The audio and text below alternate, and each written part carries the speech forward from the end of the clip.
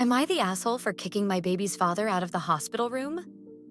I, 19F, just had a baby one day ago. His father, 21 million, and I have not been together since November due to him cheating. He's had a couple other girlfriends since then and is still with one of them currently, but he still did go to most of my appointments with me. 2 days ago when I went into labor, I called him.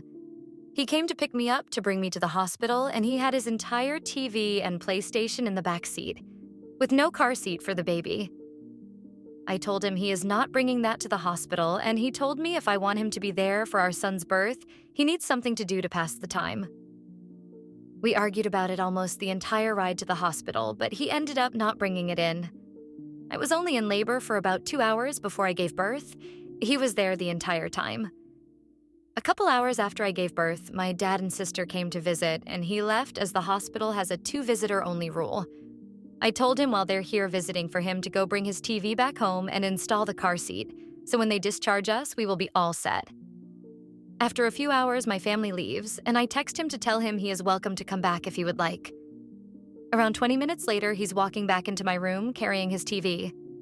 We start arguing about how I already told him he is not having that in my room, and he starts yelling at me, saying that I don't make the rules and that I should be grateful that he wants to be there for our son, but instead I'm trying to make him miserable. I told him he can either bring the TV back to his car or he can leave. He said he has a right to spend time with his son. I called my nurse into the room and told her I want him to leave, so they ended up kicking him out. He yelled at me the entire time he was leaving, saying that I'm kicking him out of his son's life and that he will be going to court for custody.